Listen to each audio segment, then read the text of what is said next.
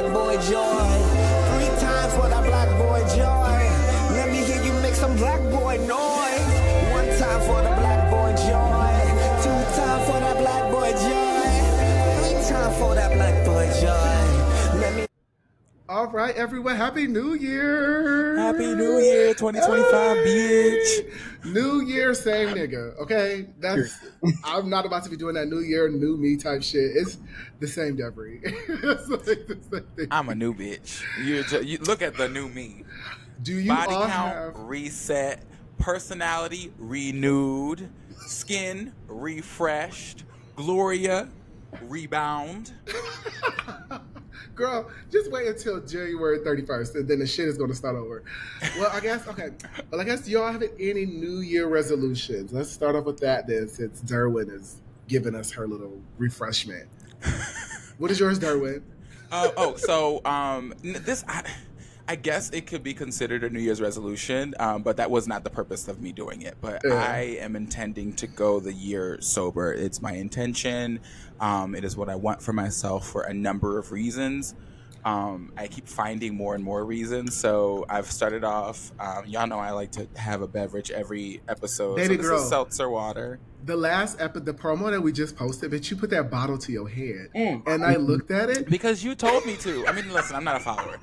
But you encouraged me to, and I said, the words were, for you, Brandy Maxiel, I'll be that wino. And then I took it to the head. I did. I didn't know you bitches was going to put it at the front of the promo. And then ironically enough, after you said you're not going to drink anymore, you do that. So I just was like thinking about you doing that. But anyway, sorry. So that's your resolution, and we're going to support you through that, sister. Thank you so much. To our guests, which you haven't announced yet, what is your New Year resolution?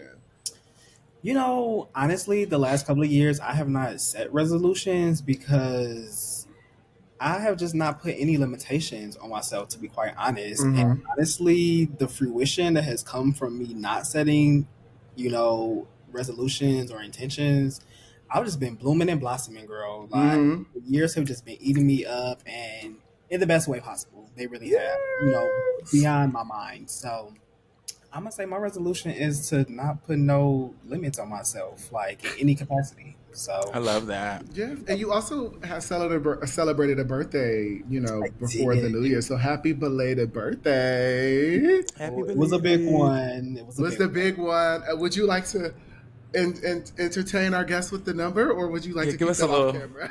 Well, I'm young and 30. We are drinking form of youth. Okay. Emphasis Let's on see that the balloons. I want to see you give a little Show the girls the swivel. balloons. It's a 3 and an O back there. But I did the same thing for my birthday, so that's why I seen those balloons. I was like, yay! as you can see, they're large. Like, Okay. they should be. 30 is monumental. It is. Yes, we are The all girls told me that it would feel different, and it does. I feel like something has changed within me. Yes. Something is not the same. No. Something has changed within me. Okay. Really good. Also, I know y'all. Okay, breaking news. I just want to say breaking news. If you're a fan of Potomac, Karen Huger is not attending the reunion. I just saw that. Because she is allegedly in a recovery program. She's done for. She's never coming back. She has been on. I support Karen, and I think that a break is necessary for everybody. Yeah. I love this PR stunt she's doing. Yeah. Not stunt. It's ironically, think about it, ironically enough, when you come, she wants to go to recovery. Mm-hmm. Girl, she just doesn't want to face the girls, specifically Giselle, who was ready to lay it Or in. Mia. Or Mia, who was like, Jacqueline. or Jacqueline, or Andy. Or what's the girl? What's forehead and Ashley. Ashley. She don't want to hear from Ashley either. And she was like, I will be vindicated. I said, I want to see what that looks like if you're guilty. Well, they're going to beat her up at the vacation. Yeah, they are. But I want to see what they say now since the verdict is out. You'll never know. They're going to talk about her now because she won't be there. Now, y'all know I love Grand Dame, but I am disappointed that instead of holding herself accountable and just showing up and taking whatever it is that it would be a little painful, but you can come back from it. She's not the first housewife to get a DUI or to be put in a compromising. Teresa went to prison. Yeah. Jen Shaw is in prison. Yeah. This also isn't her first; it's her fourth. So I mean, but I think this is the end of an era. I think Karen, y'all can call it a break. I think this is it. I don't see She got her her check. Yeah, I don't see it coming from. She ended with a bang. I will say. Yeah, a big one. Yeah, but let's get to why we're here. What is up, everybody? It is your boy Lord Devery, and I'm Derwin King, and welcome back to another episode of That Black Boy Joy, where we create, maintain, and hold space for Black and brown boys to be themselves and so much more.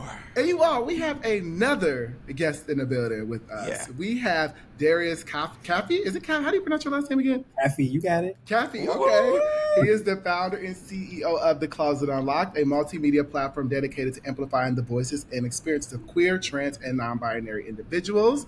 We are super, super excited with the mission for Closet Unlocked. We're excited to have you on the show to talk about the mission of Closet Unlocked, your journey here, and the importance of creating inclusive spaces for queer, trans, and binary communities. So we're super excited to have you. Also, we want to give you your opportunity to give your own spiel introduction. I know we just gave ours, but we would love to give you yours to, if we missed anything, or if you want to let the listeners or us, get some more flavor from you. I want to give it to you.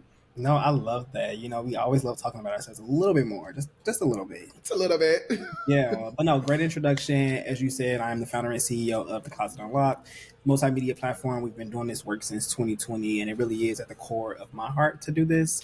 But I also am the director of institutional partnerships for Black Alphabet, which is another Black LGBTQ nonprofit based here in Chicago, focusing on arts and wellness. So we have an annual film festival. We're actually the organization that has the oldest and largest and, biggest international Black queer focused film festival.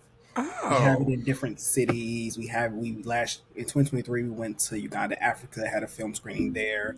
But we also have free art therapy programs too. So we get to the girls with the media and the art and entertainment, but we also do the wellness component. So do a little bit of that. Last year I won a 30 under 30 award for Windy City Times, which is Chicago's oldest LGBTQ publication. And just a number of different things. I love music. I love to read. I just started the book club. Yes. So we'll get into the details. But yes, I'm born and raised on the south side of Chicago. I currently live on the south side of Chicago. I'm south side till I die. Period. Yeah, I'm a fiance. I'm like, yes, I was waiting. I was in my head like, what's going on? I'm like, I want to know if you're going to introduce it or not. Shout out to my ring on today, but don't judge me. Don't judge me. But listen, do your thing. Me and my fiance, we got engaged about 7 months ago. So we are trying to thrive, girl. Trying to live this Black boy joy, happy life. And sounds like you're thriving. You're thriving. I'm doing my best. No, but I am. Yes. Also, I'm from the Midwest. I'm from Ohio. So shout out to you. I'm originally from Ohio. So yeah, okay. I'm not in Ohio right now, but originally my stomping grounds is Ohio. So when you say Chicago, Dayton, Ohio, Southern Ohio. Southern Ohio. I do not claim it. I will say I do have Southern ties, but I won't say I'm a Southern girl.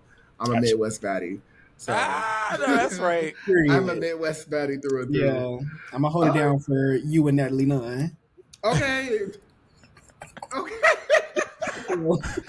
Oh my God. First of all, shout out to the film festival.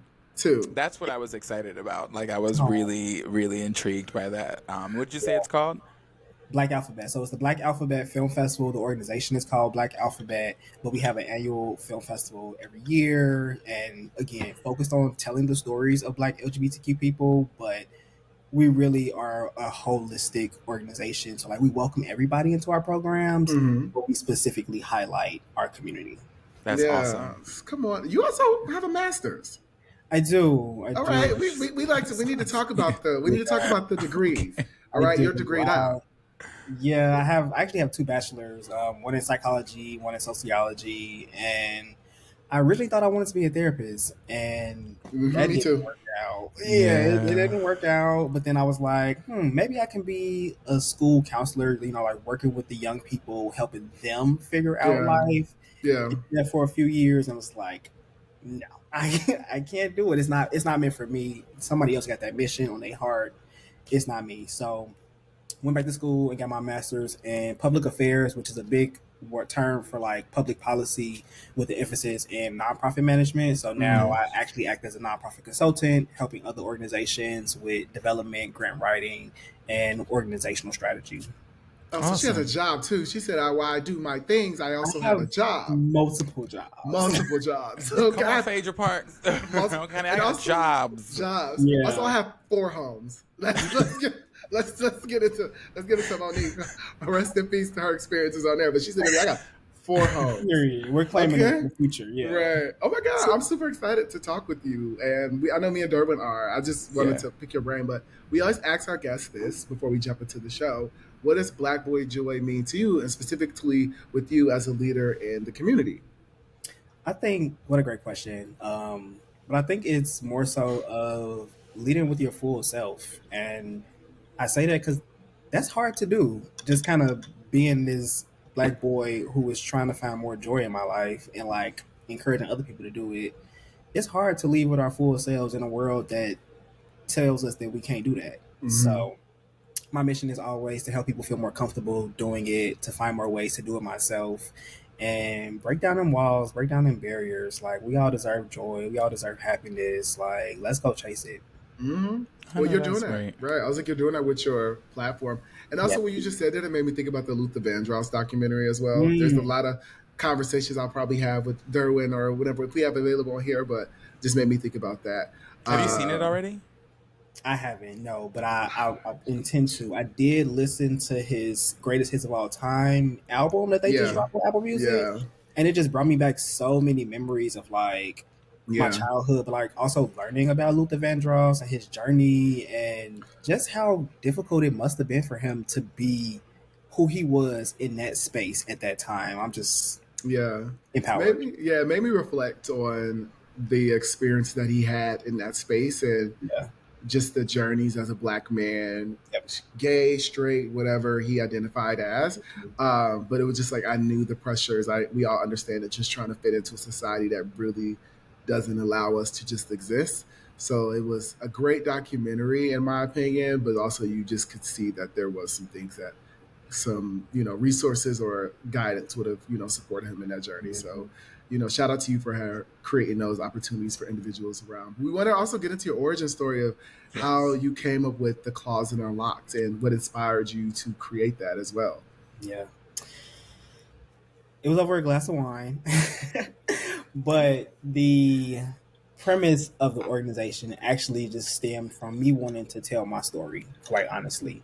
But also acknowledging that I'm not the only one with a story to tell. So the closet unlocked, it actually comes from the term being in the closet. And I know we're moving away from that term of coming out, but in my experience, just in community with other queer friends and just navigating my own queerness, I realized that there was a gap in conversation that we just were not having. We were not talking about those moments of us being in the closet, or what that experience looked like or felt like for a lot of us. We tend to see it as this point of shame, this point of embarrassment, or for a lot of people rooted in trauma.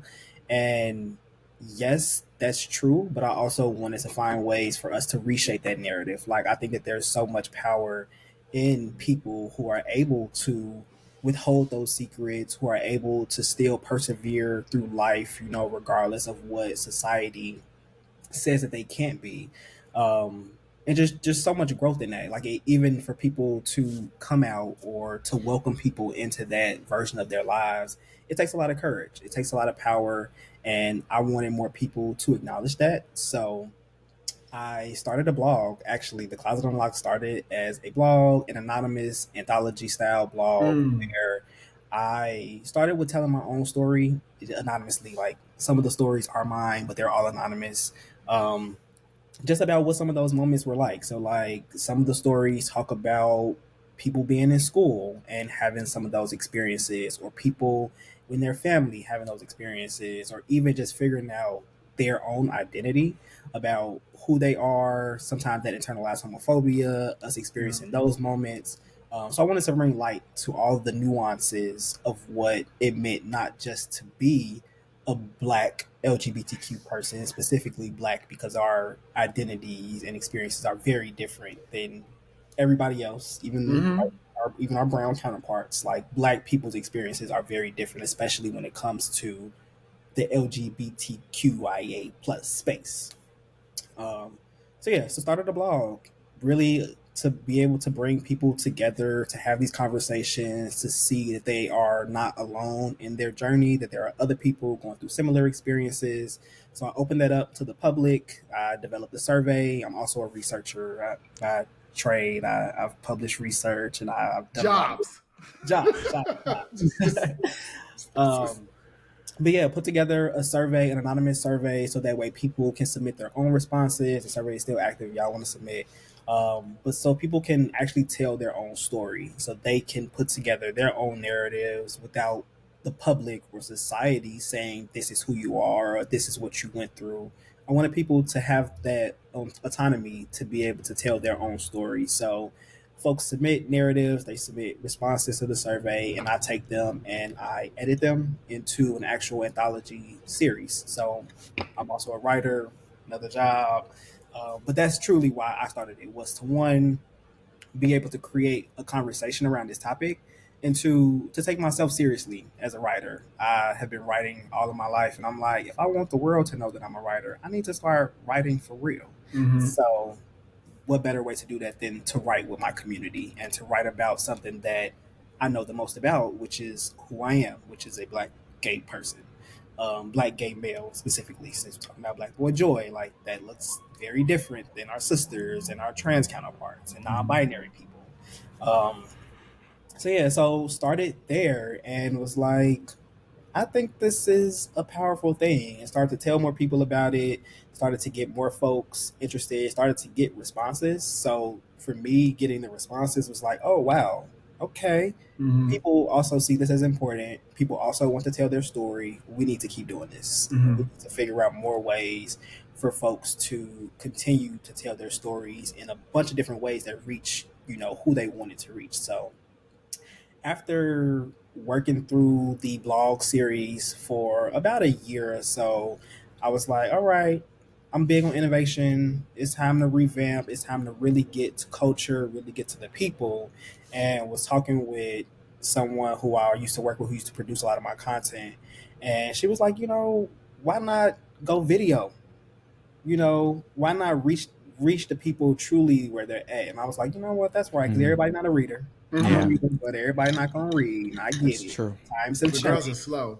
The girls, they don't got the literacy skills no more. They don't. Baby, see, I need 5 seconds to just No, all seriously. I need. The numbers have nationally plummeted. The Yeah. people are not reading. It's true. No. And then, that's fine. Like, again, times have changed. I'm like, how can I innovate to really continue to get this message out? I don't want it to be swept under the rug. This is important.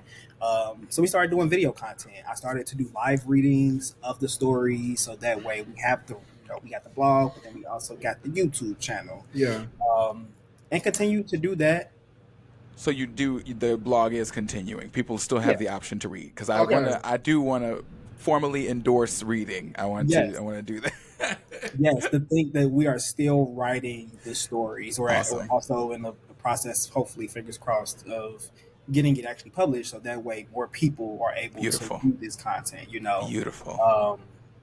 So started doing that and just kind of built on that. Wanted to continue to have these stories, but not just have myself tell them. So I started to do interviews with folks around their experiences about being Black queer people in the world, and to do, very much what you all are doing with this podcast, which I love, which is give people their flowers. Like, just really create space for people to tell their story, to talk about the great things that they're doing, and just support them. Like, sometimes that's all we need in this world, is just a little bit more support. So we have expanded our media portfolio. We have videos, we have the blog, we did a TV show a couple years ago. We now have in-person events. We just started a book club, which I'm sure we'll dive into all these things. But yeah, really wanted to continue that mission. Like, my biggest thing is sense of belonging and making sure people feel welcome in these spaces, in all spaces, like regardless of where you're at. Like, I want you to feel like you're valued and that you're heard and seen. So yeah, just figuring out more ways to do that. So started with a thought, an idea, and I was like, fuck it, I need to bring this shit to life. And 5 years later, we are still bringing it to life. And what sort of challenges arise when you're creating a multimedia platform for marginalized voices? Funding and capacity. Mm-hmm.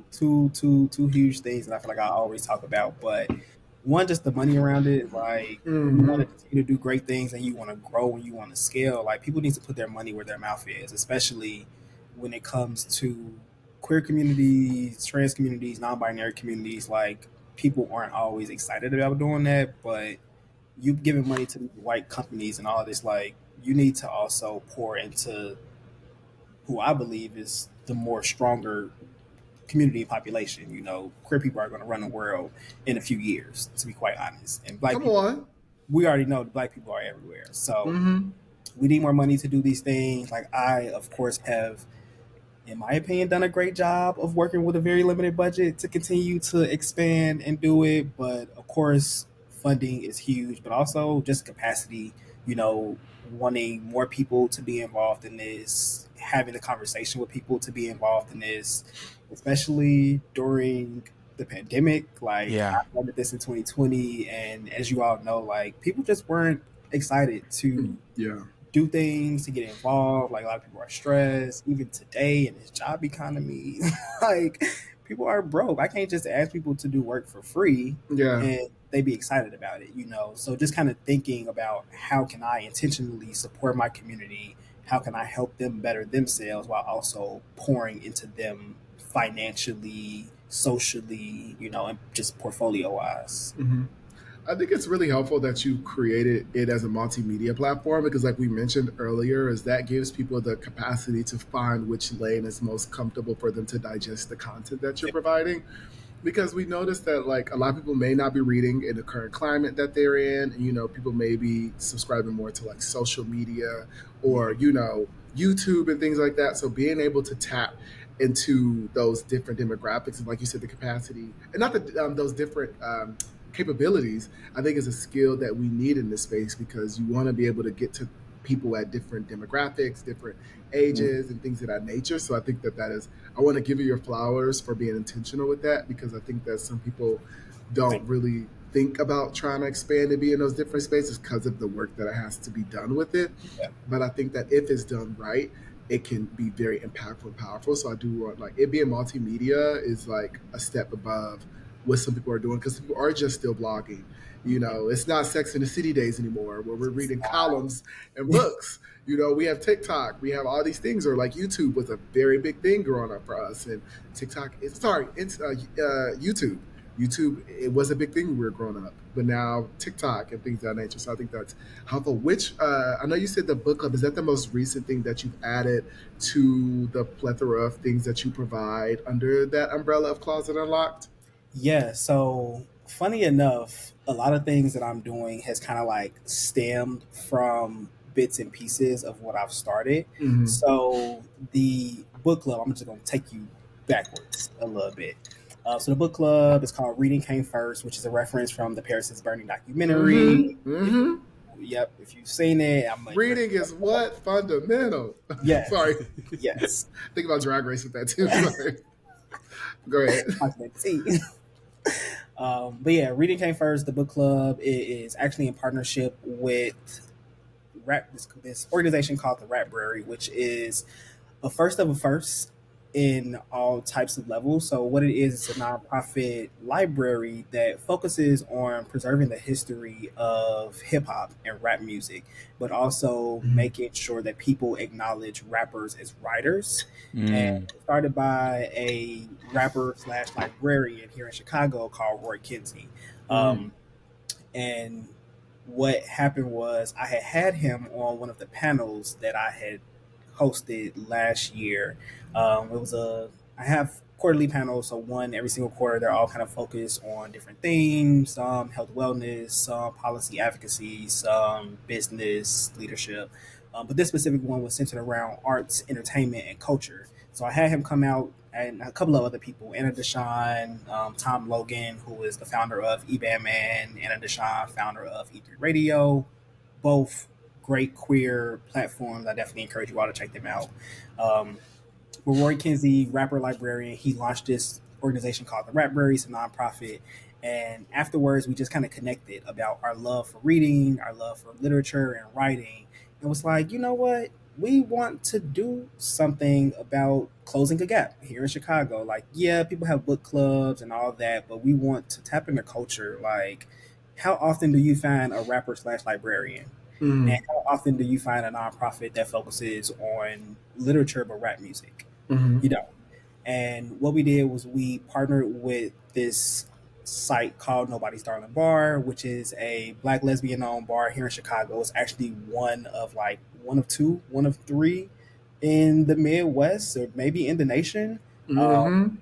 which is really, really important. I, again, kind of backtracking, I had the co owner, Renata Riddle, on the TV show, The Table on Air, that I did in 2023. And afterwards, me and her had a conversation about what we wanted to see in Black queer spaces around the Mm-hmm. city. And we was like, you know what, let's co develop this panel series. So everything is kind of intentionally done, everything has a purpose, and in my opinion, everything is aligned because it all kind of makes sense to the spaces that we're trying to build, the people that we're in community with, and how we're trying to uplift one another. So the TV show came first, then we had the in panel series, and from that, we launched the book club. So the panel series has also been produced as a documentary series. So it's currently streaming on cable right now. In I know that's Chicago. right. Yeah, Yeah. so it's in Chicago, yeah. Yes. I was like, congrats, come on, over there being produced. Come on, producer. No, swear. Look, it's just Yeah. in your bag. Yeah, I mean, just doing all the things that we deserve to do. Like, why limit ourselves to one Mm-hmm. thing? Like, Absolutely. we're our Yeah. multifaceted artists. Yeah. Let's be it. I want to ask, how is with you doing all these jobs or like maintaining this, being the founder and CEO of this platform, how has this platform shaped you personally and professionally? Because it does sound like you built a lot of relationships and a lot of connections and partnerships Yeah. in Chicago due to this platform, which is amazing. So like shout out to that as well as you being able to have people believe in your work and want to support you. But how has that been for you personally as well throughout your journey? Monumental. Honestly, I've always been someone that has been involved in a number of things, but that's just my nature of Yeah. just wanting to be better and just seeing things that I'm interested in. But with this platform specifically, I truly felt like I gave myself a voice, or maybe I gave myself my voice back. Mm-hmm. I think just it naturally as black gay people, specifically black gay men, Mm-hmm. growing up in Chicago, like we don't get the space to just be ourselves. Yeah.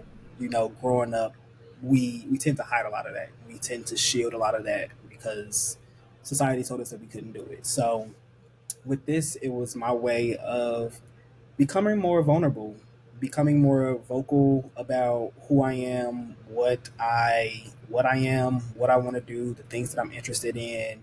Everything that I do is all of my interests. Like I started a book club because I like to read. I started Mm-hmm. a panel and a talk show because I love to talk to people, and I love just media in general. So Mm-hmm. it has it's honestly just kind of taken my life into a completely different direction. Like I said, I have degrees, but they're not in media communications at all. This is Yeah. all self-taught. This is all me just leaning more into things that I care about, things that I want to do. Like you said, that relationship building. I'm a big relationship person. Um, and I just like to uplift community. So it has really helped me find community, in spaces that I traditionally would not have sought out or been around.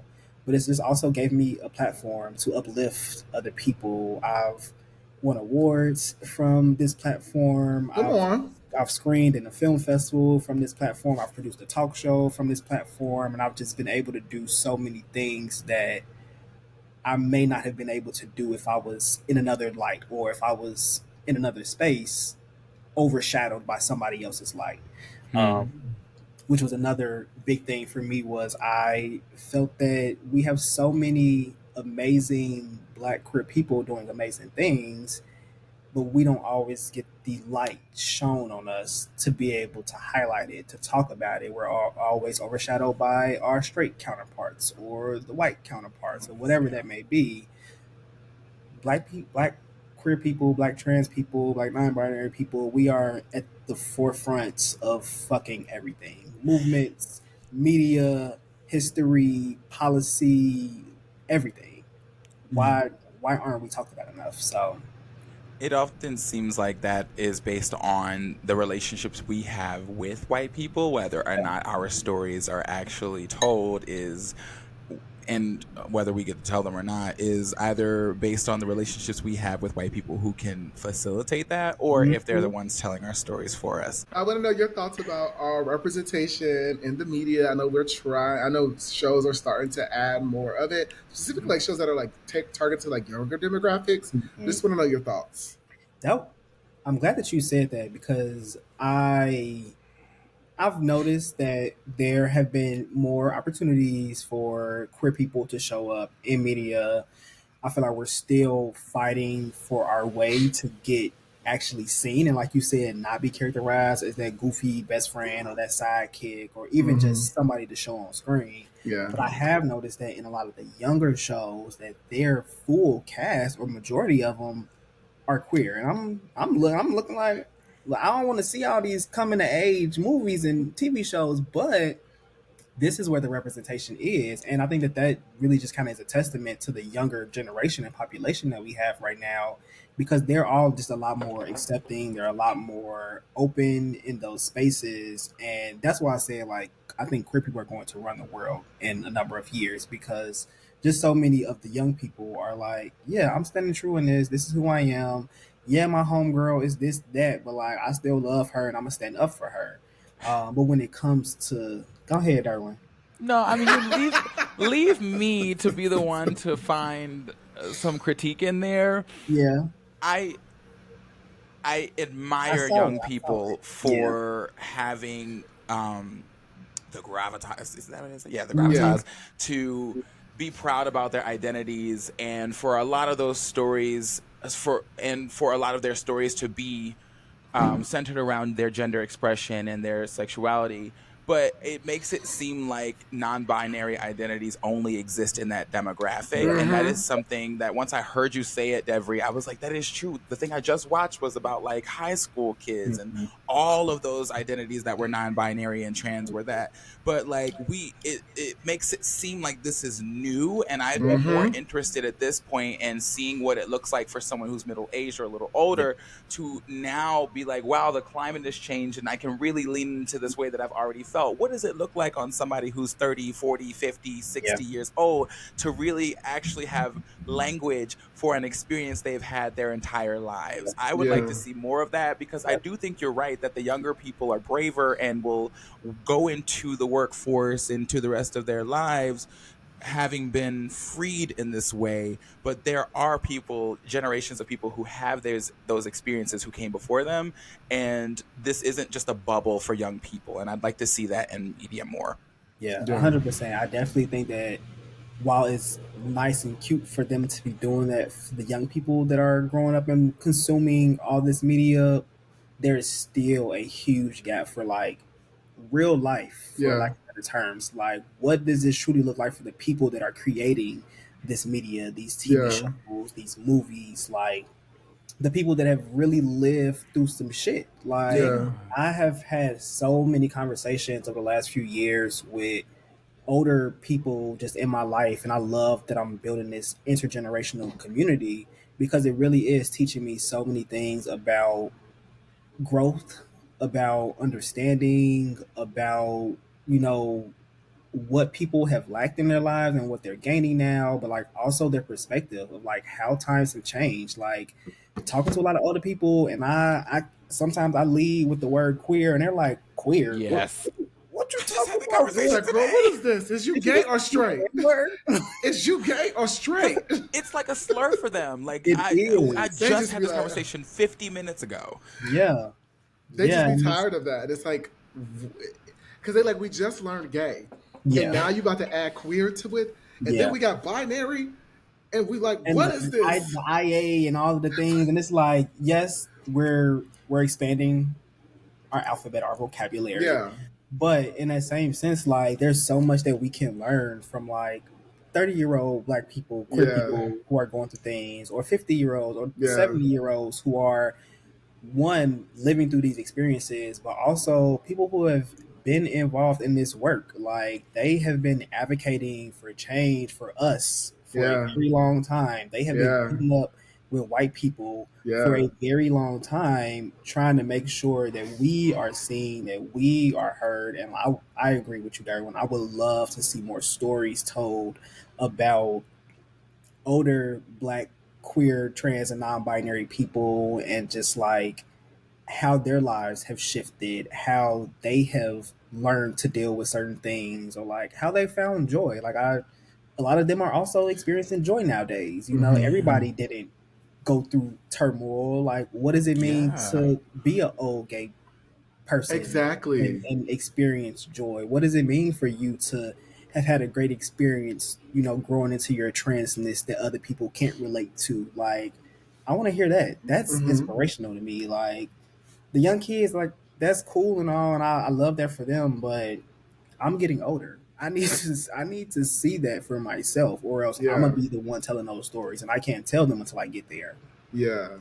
I appreciate that because I think that we need to see that representation at different stages. Being trans or non-binary in the works field. What does Yeah, that look like? Because we see housing, it housing. education, Right, because when it's in high healthcare. school, yeah, like when you see it in a demographic of like high school, that is a space where there's a different, plethora experiences, right? Yeah, But like as us as getting as older, you want to sit in those different spaces. So I do appreciate, that, and I also want to just go back to with the closet unlocked. I know you have different programs that's within it, correct? I know yeah, I saw that you have different spaces, so I wanted to connect some of the success stories that you've had with giving those platforms to individuals that are queer, non-binary, and trans. I want to know about that too because you have a variety of different spaces for people to lean into. So yeah, I do want to note that in that space because you give the flowers to them to do it themselves instead of trying to tell their stories for them. yeah, yeah. I agree. So I would say our core programs are definitely the anthology series. So that is Closet Moments Yeah. that I've called it, that I've named it. Again, this anonymous storytelling platform for people to submit their narratives, and we be able to piece it together so that way more people know about it. Mhm. But all in all, to help build a deeper sense of belonging, for us to do more community building, so we all understand that we're not alone in these experiences. Another program that we have is called Starter Pack, which is more music related, which I really love. I'm a huge music fan, and I have just discovered so many amazing black, queer, trans, non-binary music artists over the last 4 or 5 years that I think is just so important for us to lean more into. Like, we all listen to the radio, we all go to the club, we all hear the elevator music, blah blah blah. But why aren't they playing more black queer Mhm. music that are it's good? Like, it's not like we just out here doing stuff. Like, the shit's good. Like, it's good. Okay. Warren Dumas. I knew it. I felt it in my Well, spirit. I knew the name was coming. I knew somebody baby, was gonna what? I baby. knew it. I The way knew this, it. I the felt way. it. Shout out to No, I our give it one sister to Joy. 10. Yeah, Shout out 10. to one of our Yeah, joys, yeah. Warren. Warren is one of our OG joys. He's Mhm. been on the show. He's Okay. been shouted out plenty of times on our show. So we just love you over here, Warren, at that Black Boy We Joy. really do love We Warren. do. Yeah. Morning, 70. We have seven. Chica, like, I know people got they things about Chica, but Chica is a phenomenal rapper. Mm-hmm. Because that lady didn't want to Phenomenal hear no baby crying on the plane. Now, could she have handled it different? Maybe. But was it that deep? No. talent itself Wasn't that is deep? Okay. there. But also, like, older people, Billy Porter has an amazing discography. I Yeah. know, like Rosetta Tharpe, like just so many people that people can. Yeah. Again, just touching people at all these different mediums. Like, Mm. if you're a music head, go tap into this music. So that Starter Pack, have a bunch of different playlists for that. The other program, The Table on Air, so that was our first broadcast cable TV show that we produced in partnership with Chicago Access Network Television, which is Chicago's only local access network. So hyper Nice. local, really getting into the homes of the people here. For Nice. our first two seasons, we were able to have about 160,000 like live views for like Wow. people watching on TV from their homes. Like I It's don't really got awesome. cable, but people got cable. Wow. Our first season, we were actually recognized as the number one talk show that season, so that was an accomplishment. Um, so yeah, the table on there, stream that, stream that, stream that. It's available everywhere. But again, that from that program, we were able to screen our season two finale at the Black Alphabet Film Festival last year in October during LGBTQ History Month. So another accomplishment celebration. Um, and then stemming from that, we were able to start our in-person panel series called Building the Table. So again, just intentionally making sure that people are in the right places at the right time, that their voices are heard, that they are seen for what they're doing, giving them their flowers. So we've been able to interview 12 people last year, and we are starting our new cycle this year, which is really exciting. Also, in partnership with Nobody's Darling Bar, which is they've been phenomenal as a partner, but also to partner with a James Beard nominated space that is also one of very few black lesbian owned lounges in the Yeah. nation. Like that's just, in my opinion, iconic. Um, the Reading Came First book club. We meet once a month. We are having our next meeting January 25th. We're actually reading The Risk It Takes to Bloom by Raquel Willis, Mm. who is a Oh, I've phenomenal, heard, yeah. yeah, media correspondent. And can people join that? Is it like a virtual group or is it like a in It's, person? it's in person right Okay, got now it. in Yeah. Chicago. Look. It is a rotating space, so we host some of our meetings actually at the bar at Nobody's Darling, and some of the meetings we host at the Library. They have Okay. a physical location for the library space. And actually, from the book club, we were able to have our first live reading event last year where we brought out local writers and authors from the city of Chicago um, to read. To Hmm. read pieces that they've wrote and to curate a conversation with community members around what it means to be a black queer writer, but to really dive into the nuances of the things that they've wrote. So we had a poet come out, like a spoken word artist. We had someone who has wrote a play and got that published. And then we had someone who also does more like journalism work. So really being able to read some of those pieces. So a diverse group of folks, the power of Black queer narratives, I believe, which was more of like a standalone event that we were able to have. I'm deeply impressed by Chicago's successful Yeah. sense of community. I'm Yeah. like, you're like, yeah, it's in person, and I'm like, that's pretty incredible. That like there are so many opportunities, and there's such a strong intention and a successful spirit and environment of community there, and that's consistent from what I've heard. And I'm really Yeah. really impressed with Chicago for that reason. I Yeah. I The girls think come that there are together. cities that could learn from that, but that's nice. I Yeah. love that. No, I think that speaks volume too, because I think for us, right? Well, originally we were based both in the DMV, so trying to find community and trying to find those spaces that will host or have those connecting and being those community builders. I think that's first of all that's impeccable that you can do that with in Chicago and help, but like here in the DMV, it can be a challenge. Mm. But like I know in New Orleans, I think Derwin, you speak about it, but I feel like New Orleans has the potential possibly since Yeah. you all have the diverse. There's a woman here, Nikki. She runs the New Orleans Black Pride.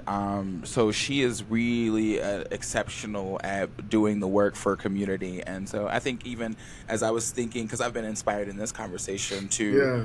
for and like several ideas have popped up in my head, and she's the person that I'm like, oh, I can go speak with her about it. But yeah, definitely there's already a sense of community embedded in New Orleans culture, but as far as the Black queer community goes, that's still something that's in development. That's still people are still working to both preserve and kind of bring light to the history of, because people aren't discussing it in the same, like there isn't Yeah. the yeah, I don't know. It's been a challenge to keep alive and to keep a heartbeat for. So there are people around the city working really hard to preserve and continue that. So there's definitely a capacity Yeah. for it in New Yeah, Orleans. Yeah. I think, it's hard yeah. in some places. Because I think here in the DMV, we have a social scene, right? A lot of the space here is Yes. very much about a social space, but we do have, like, shout out to Impulse DC and things of that nature where we do have those platforms, but there's always like a party attached to the activism. There is a party attached to the collaboration, which I would love to see more of spaces here in the DMV that doesn't have to utilize the space with alcohol or, That's right. navigating a club scene to really hold space, because we are transplant nation capital. Like, we have queer, trans, non-binary individuals coming into the city regularly, and I don't see us having a solid foundation where we can collaborate in those spaces that just doesn't involve partying, because we want to get to know each other in a space that doesn't have distractions Mm-hmm. involved. Because, with drinks, me and Derwin talked about this offline before, is, you could just be awkward somewhere and want to take a sip. But if you Yeah, don't have a sip in front of you, what does that make you do? yeah, So I just love that you're able, because I do believe we have places here, but you got to really dig deep into deep cuts here. But I'm just Gotta proud be in that the know.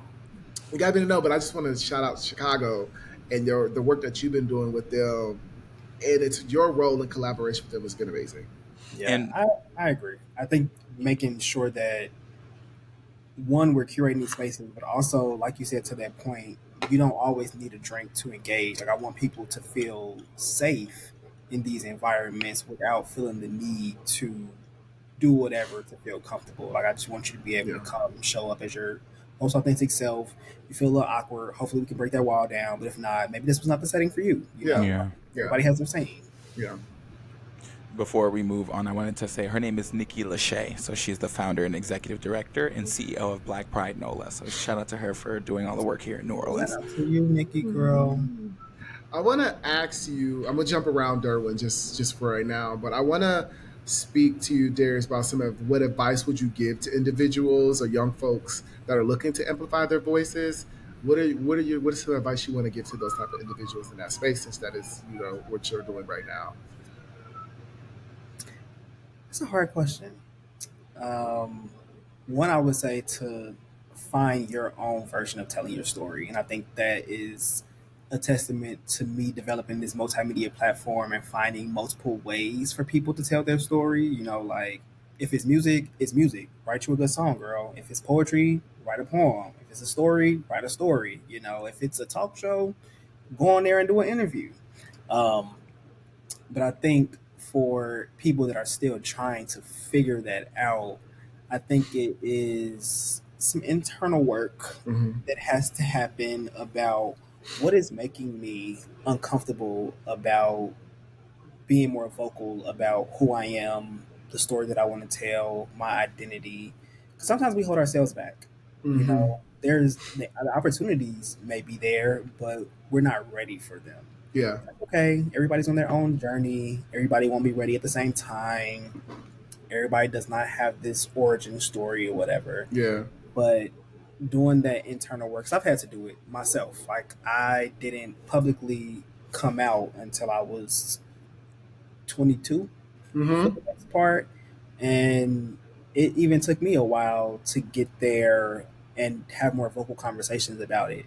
Um, Luckily and fortunately enough and unfortunately, I was just placed into a bunch of situations where I had to be more vocal and talk to people about my sexuality, where I'm like, okay, well, I'm used to this at this point. I can do more of it. But Yeah. everybody doesn't have those same opportunities or those same experiences. So finding what makes you feel comfortable and makes you feel safe, Yeah. and not changing that for anybody. Like, Hmm. nobody's comfortability is more important than your safety. It's not. And if that means telling your story at a specific time with a specific group of people in a certain space, like do that. You Mm-hmm. don't have to follow anybody else's accord or orders because your story is yours to tell and only Yeah. yours. Mm. How can allies better support the queer, trans, and non-binary community? Pour their money into our pockets. Be honest. You gotta put the money in the girl's pocket. Put the money in the bag with the motherfucker. But don't Yeah, you like say? there's Okay. just only so much talking that we could do. And like, yes, I appreciate a good conversation, hear us out, open doors, create more access to resources. But when it comes to our population specifically, like there's so many people that are dealing with like houselessness, that are dealing Mm, with student loan debt that people aren't paying attention to for some degrees they probably got kicked out of school for because of their mm, sexuality, Mm-hmm. education, like all these different layers that are attached to the economy. Yeah. Unfortunately, queer organizations, as great of the work as they're doing, funders aren't giving them the money to put these programs together. So like Yeah. they're doing this support work, they're doing this social service, this public advocacy, but they are operating on limited bandwidth. mm. So yeah, allies, put y'all money where y'all mouth is. Mm. Ally, stand up, ally. Hi, ally. This is my friend. She an ally. Say hi, ally. Is You that seen what the? is it? Do you see the video of the woman with her mama? She said, "Not an ally." Not an ally. Be who you are for your pride. Yeah. Yeah. We're just meme central over here. I am so No, sorry. we talking memes over here, so I love it. I it's what love it it. is. I'm there, clearly. I get all the Yeah. recipes. She's a social So girl. we listen. That's how you got to stay multimedia faceted, Rich. We got to be able to jump across. Hmm. But we want to before we wrap up, we want to just ask what's next for the Closet Unlocked, and what is your visions for the trans, queer, non-binary community in the next 5 years? What do you see that happen? What is your Yeah. vision for that? Okay, well, for the Closet Unlocked, like I said, we will be launching our next cycle of our in person panel series. So it'll be at Nobody's Darling Bar every quarter. Right now, we're looking at the third month of every quarter. That's typically when we have them. So be on the lookout for that. Follow us on social media at Closet Unlocked, and we'll be posting all about it. Da da da. Um, that's coming up. Our book club, again, we meet monthly, so we're really excited to start our new book and just to continue the conversation. Like we had some really great sessions with folks at the end of last year, and a lot more people are interested in it just because it's about to get warmer outside. Mm-hmm. So really excited about that. Our documentary series, again, last year we filmed all of our in person panels. So right now we're in the stages of producing that full documentary series. Right now we are airing on Can TV, so you can view it on Channel 21 if you got local Chicago cable. But if not, you can watch it on the Can TV Plus app or the cantv.org website, Channel 21. But we're streaming the testimonials from some of the audience members that came to the Mm. panel. So, not just showcasing the people that were there, they deserve their flowers too. But I also find it really powerful to be in community and to be in a space with other like minded people. So, I wanted to get the audience opinion as well about like what they thought, what are their values, how are they showing up. So, yep, some testimonials showcasing right now to be showing all of January, and then later this year we'll be producing other parts of the series, which will actually be the interviews from folks. So that's coming up. In June, we will be hosting a mental health walk in partnership with Tyrus Manny Beauty, which is another Black queer Come owned. on, collaborations. Yeah, I can't do none of this by myself. We Okay. love that. Okay. But Tyrus Manny Beauty is a skincare beauty brand which sponsored one of our raffle prizes last year for our panel.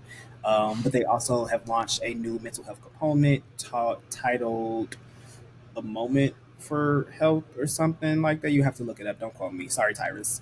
But again, us building together, collaboratively supporting one another. We participated in a business boot camp together actually last year.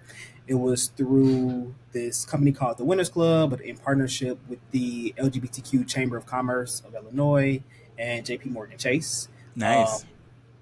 Shameless plug, I won third place. Oh. Okay, listen, we in the top Yeah, three. yeah, we had to do a pitch. We went through like a 10-week program, just like Mm. business development, and then we had a pitch competition. So I did the pitch, won third place. But me and Tyrus got really close during the boot camp, and we was like, we just want to keep supporting each other. So that's a way for us to uplift each other's business. So that's coming up June, early June. I'm not gonna give a date yet because we ain't solidified, but early June. Mm. But yeah, those are some things that are happening for the Closet Unlocked this year, which seems small, but it's going to Not be a at lot of all. work to put them Those are together. not small. Yeah. Those So are if y'all know not. anybody that's looking to collab here in a Yes. farm, like I welcome it. Yes, to our listeners, make sure y'all follow them on social media. Make sure y'all over there putting donations to them. Also Period. collaborating with them. Anybody Yep. in the DMV, sorry, Chicago. Chicago. Oh, Muscle memory, in the yeah. Chicago area. Wait, is it called the Tri-State? No, that's not the Tri-State. That's not it. Anyways, disregard what I'm talking about. In the Chicago area, please check out the Closet Unlocked and Darius Caffey. We really, first of all, shout out to you. Like, amazing Yeah, work. thank And you so again, much for coming. thank you for all of the effort. Can you give us the social media handles for you? So if anybody would like to follow you, Yes. So my social media is DCAFGotham. So a combination of my first and last name, DCAFFGOTEM. That's me across all platforms. I mainly be on Instagram and TikTok. mm-hmm. But LinkedIn too, if you are a professional girly and like to talk about the things, I love LinkedIn, unfortunately. Oh, That's listen, it's the hilarious. thing. It's the thing. The Yeah, girls love it now. I be on LinkedIn. I do.